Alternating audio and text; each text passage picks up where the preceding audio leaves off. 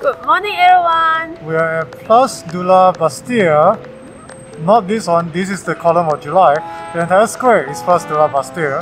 And we're gonna have some beef bourguignon. Let's go!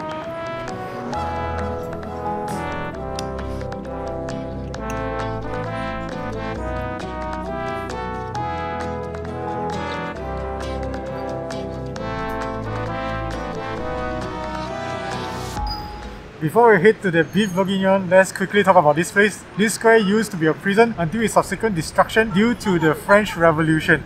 And the July column is to commemorate July Revolution in 1830. Yup, and right beside us here is the theatre, the Opera Bastille. That's it! Last week we brought you to quite a few places, and this is going to be really simple. Now let's head to the beef bourguignon.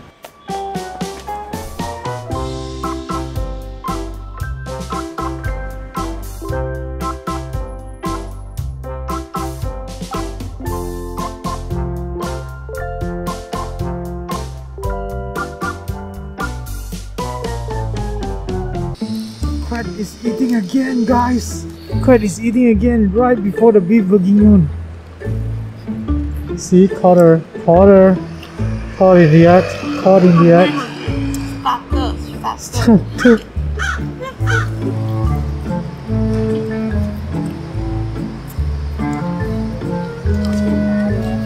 This is proof that you can get mediocre pastries in Paris as well.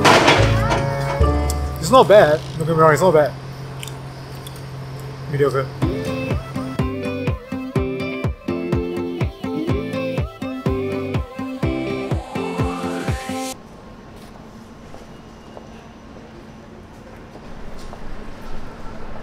We are at Au Bourguignon du Marais, right behind me. And they are well known for their specialty beef bourguignon, also known as beef burgundy, which is basically a stewed beef in red wine or burgundy wine. We're gonna order some starters, probably some French onion soup and maybe some foie gras, and of course that specialty beef bourguignon. With that said, let's head over there right now. Right guys, we're now seated at the restaurant, and as you can see, it's got a really nice classic design, sort of like the olden days Western restaurant back in Malaysia. And we're actually seated at this extension of the restaurant. It's nearer to the window, so we get some natural sunlight coming from this side. And it's a really nice spot because you get to look out at the people walking by while you dine. They also served us with this, I think they are like toasted baguettes, like croutons. Together with this, I'm not sure what this sauce is. It's sort of like a roux with some chives in it, I think. Let's put some of it on.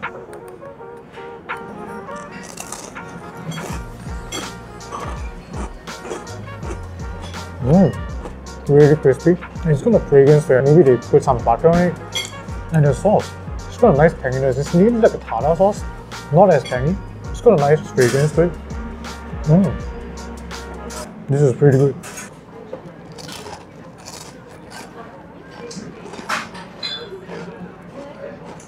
Now we have got more bread here, served us with baguettes, the large ones. And it's really soft and chewy on the inside and crispy on the outside. I can feel it by just touching it.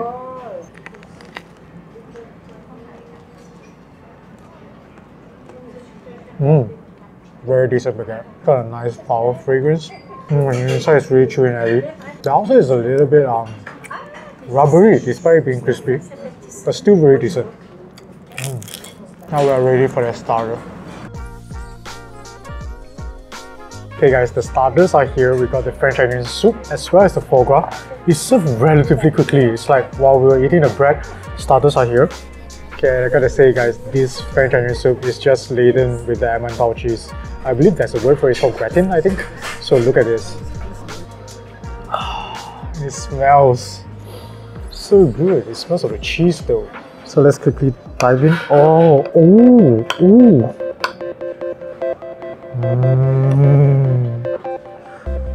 Look at that.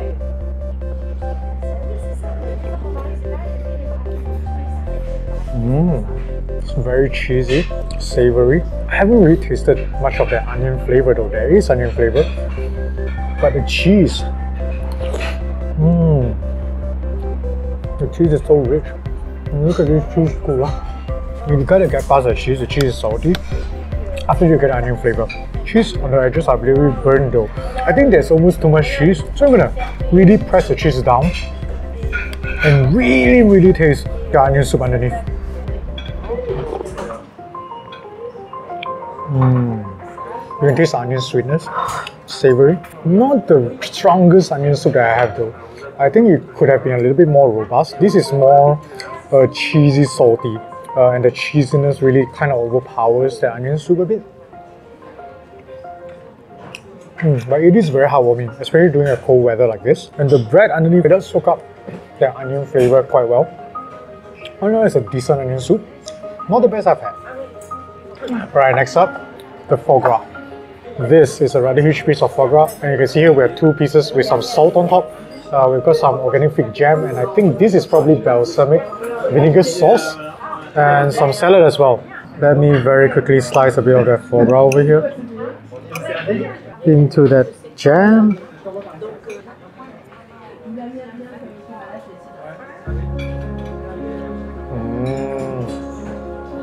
Oh, I like this one. This is a pâté. So you actually taste the jam first, the fig jam. You get a little bit of that fig's flavor, the sourness, and then you get the jam sweetness, and then the foie gras flavor pulls through. That sort of bitter flavor. The blend is done so well, and I like the consistency. It's so smooth. It's almost like a paste, like a tougher paste, really. I like this one. I don't even think it needs that salt, but let's try with some salt.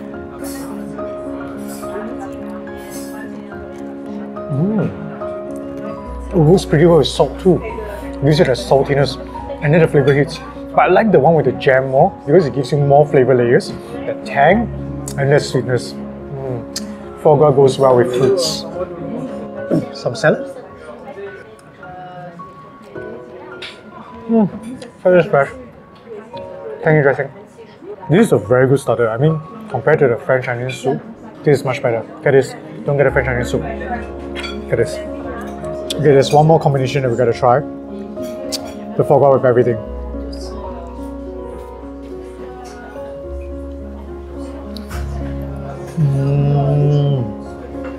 Oh, it's even better with that salt. It adds another layer. So you got salty, you got sweet, you got tangy, and then you got that foie gras flavor. Oh, this is such a good starter. It's quite costly, but I would strongly recommend trying this here. This is really done quite well. The salad is good too. Guys, I was so excited about the foie gras. I totally forgot the toast that came with the foie gras. So I think we gotta try the toast with the foie gras. So let's pick one of these toasts here. Smear some of the foie gras on the bread, the toast. Add some jam, some balsamic vinegar, and we're good to go.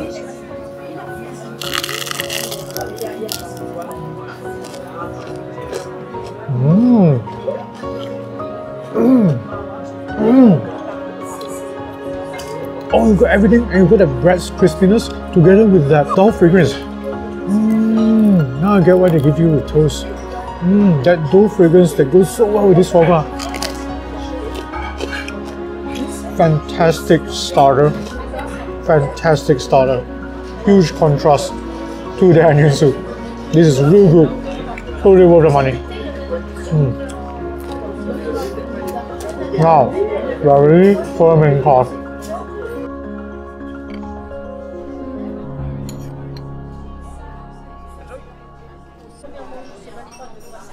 Alright, the signature beef bourguignon is here, and it's served in this nice looking stuffed coquette, I think it's called, and it's just piping hot. Look at the amount of ingredients, it's crazy. They've got potatoes, they've got carrots, they've got bacon bits, and they've got these nice chunks of beef within, even mushrooms. That beef looks so nice. It looks like it's been stewed for a really long time, so I'm really excited to try it out. Let's get a good amount onto the plate. And I have a suspicion, you don't even need a knife for this. I think all you need is a fork. So let's test the theory out. Alright, moment of truth. Oh, look at how soft the beef is. It's so tender, it's just flicking open. It's obviously been stewed for a really long time, and this looks going to be a very tender piece of beef. Let's go!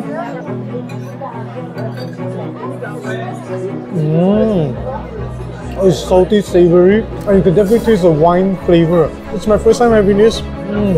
That wine just sort of mixes very well with the sauce.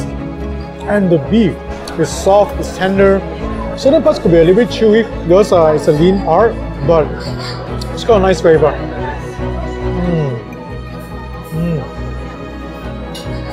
Oh, and the vegetables are so soft too. This is a really enjoyable dish. And I love stewed beef in general, regardless of where it's from. This has got an interesting flavor for us. I like this very much. Ah, this one is tender. Gotta dip some of this bread into the stew to try it out. I don't know if you should do this, but let's just do it.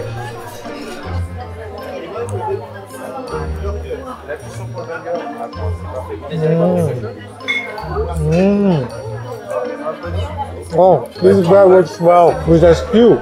It just soaks it up like it's nothing.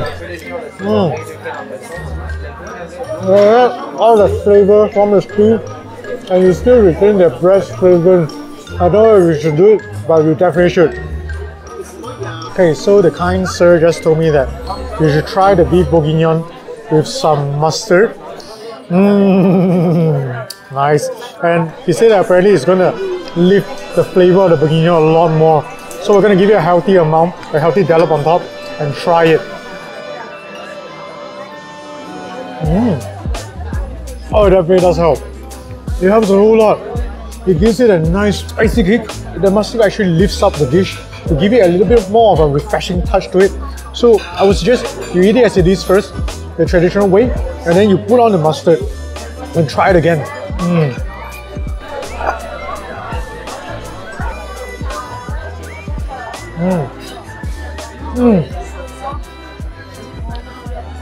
Potato is so natural. It's wildly natural. It's just coated with the bourguignon. But the potato flavor, it explodes in your mouth, and the firmness is just right. It's not like, soft. It provides a contrast in texture to the soft beef. This is turning out to be a very enjoyable dish.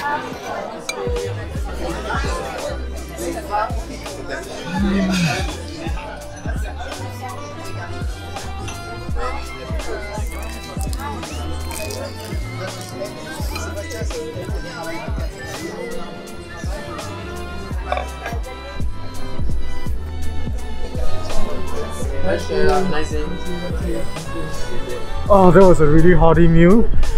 Yeah, it's time to look for dessert. Yup, we are going to have some ice cream. Let's go.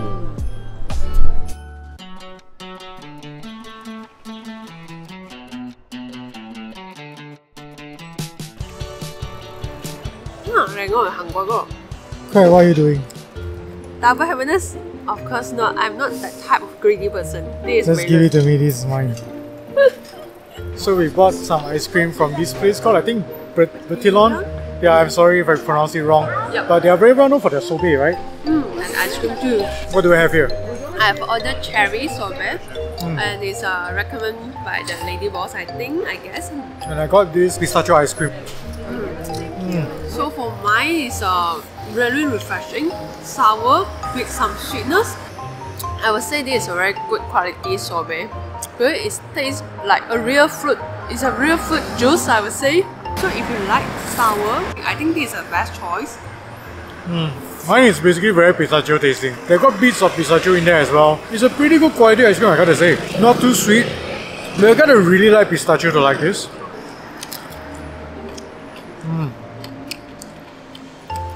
The cone is crunchy too. It's got a nice big flavor. All in all, very decent ice cream. Very good quality. Alright, while we're eating this ice cream, time to do some plating time!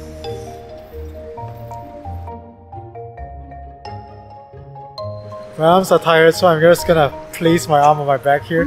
So, what do you think of Au Bourguignon du Marais? I think it's overall it's good quality ingredient. It's a pretty pleasant experience. For the French onion soup, I think it's decent, but the saltiness from the cheese is a bit strong. Yeah, it's very strong.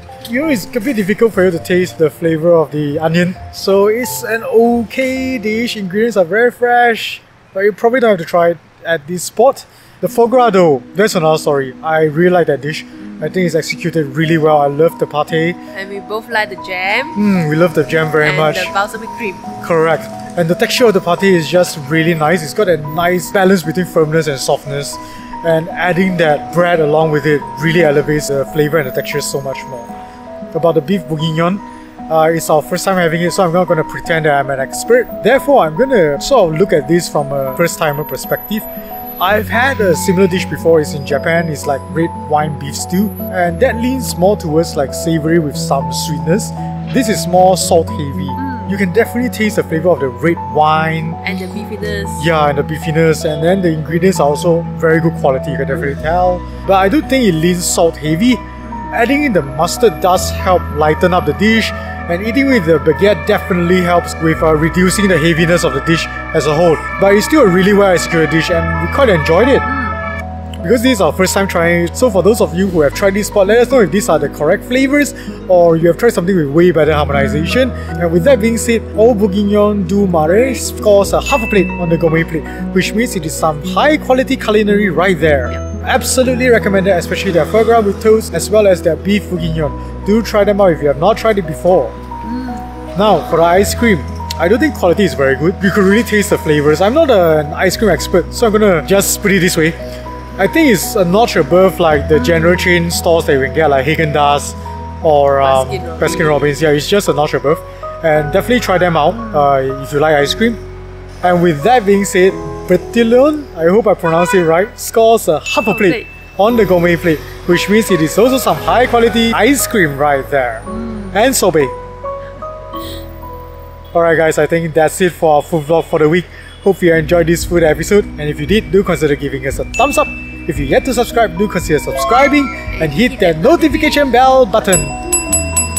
Tune in again next week in Paris. Bye bye.